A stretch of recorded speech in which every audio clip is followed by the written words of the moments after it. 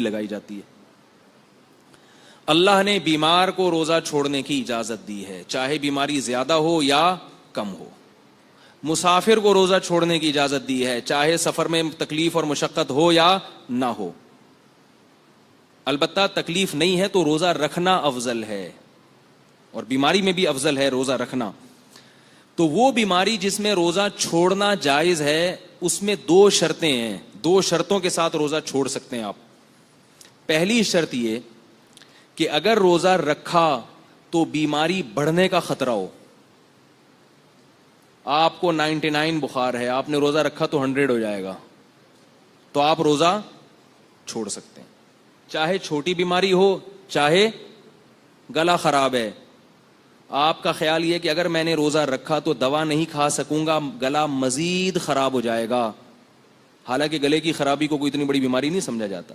آپ کو چھینکیں آ گئیں, زکام ہو گیا, آپ کا خیال یہ کہ اگر میں نے ٹیبلٹ ابھی نہیں کھائی اور ابھی نہیں سویا ٹیبلٹ کھا کے, رات تک افطاری تک انتظار کیا, تو یہ نزلہ میرا بعض دفعہ صبح سحری میں نزلہ شروع ہوتا ہے اور ٹائم گزر چکا ہوتا ہے.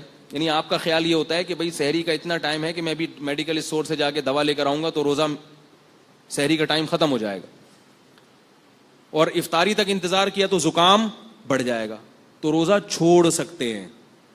اب اس میں کوئی آپ کو تانا دے, چھینکیں آ رہی ہیں روزہ چھوڑ دیا, تو اس کو بولو اللہ سے جا کے بولو. کیا بولیں گے اس میں؟ بھئی اللہ سے بولو کہ چھینکیں آ رہی تھی کیوں. اللہ نے جب بول دیا بیماری تو بیماری ہوتی ہے, چاہے چھوٹی بیماری ہو چاہے بڑی بیماری ہو.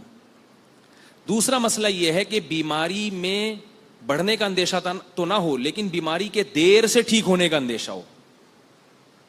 آپ کا یہ خیال ہے کہ اگر میں نے روزہ رکھا تو بیماری بڑھے گی تو نہیں, لیکن جس بیماری نے 2 دن میں ٹھیک ہونا تھا وہ 2 دن سے زیادہ ہو جائے گی. اگر یہ 2 کنڈیشن نہیں ہے تو پھر بیماری میں روزہ چھوڑنا جائز نہیں ہے, کیونکہ روزہ بیماری کو کچھ کہہ نہیں رہا نا. بعض بیماریاں ایسی ہوتی ہیں بھوکا رہنے سے جلدی ٹھیک ہو جاتا ہے انسان, اور یاد رکھو زکام ایسی بیماری ہے جس میں بھوکا رہنے سے جلدی ٹھیک ہوتا ہے آدمی. یہ تو میں اس لیے کہہ رہا ہوں کہ کسی کو ٹیبلٹ کھانی ہو تو پھر روزہ نہیں رکھ سکتا, ورنہ عام حالات میں بھوکا رہنے سے زکام جلدی ٹھیک ہوتا ہے. نہیں آ رہی